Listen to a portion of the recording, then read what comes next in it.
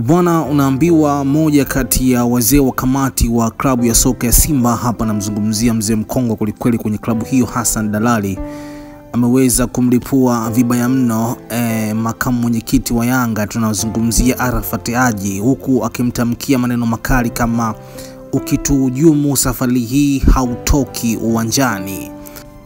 Bwana, haya maneno sio ya kawaida, maneno haya ni makali zaidi, yani neno hautoki uwanjani.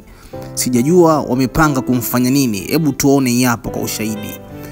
Aliweza kuandika Arafat Haji, nimetoka Zanzibar muda huu, nina kazi maalumu Zanzibar. Ameweza kusema hivyo makamu wa rais wa klabu ya Dar es Salaam Young Africa, Arafat Haji. Lakini Hassan Dalali akaweza kumjibu, tunazo taarifa kuna mtu anapanga kutuhujumu, iwe upo bara au visiwani. Simba ikikosa kombe hautoki uwanjani Jumapili. Ni bora ubaki huko huko, uwe ndani ya Simba ama nje ya Simba.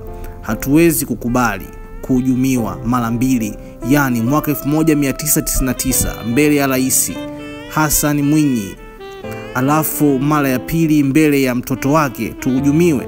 Berkane wenyewe wa kawaida tu. Hassan Dalali aliweza kuzungumza hivyo, mwenyekiti wa zamani wa klabu ya soka ya Simba. Hapa alikuwa namjibu Arafat Haji ambaye ni makamu mwenyekiti wa klabu ya soka ya Yanga, kama ukituhujumu safari hii hauwezi kutoka uwanjani. Lakini kwanza, kabla ya yote, usisahau kusubscribe channel yako nzuri kabisa hii ya Bongo Complex. Ukifanya hivyo utakuwa wa kwanza kupata taarifa zetu mara pale pindi tu zinapoweza kutoka. Vile vile usisahau kubonyeza alama ya kengele ili uwe wa kwanza kupata notification zetu pale pindi tu tunapoweza kutoa taarifa zetu.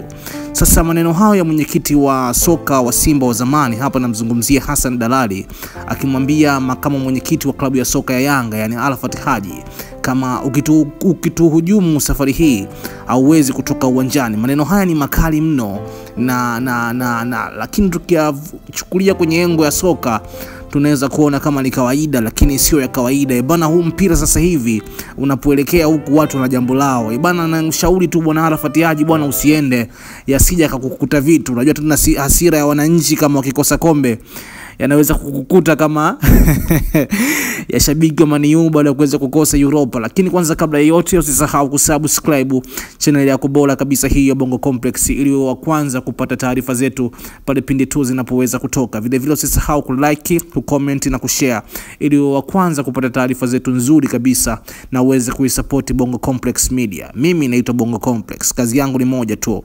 kuhakikisha na kuletea habari ambazo zina uhakika, zina uweredi na zimenyoka, zina ufanisi wa hali ya juu. Lakini nakuomba zaidi usiache kusubscribe ili uwe wa kwanza kupata taarifa zetu mara pale pindi tu zinapoweza kutoka.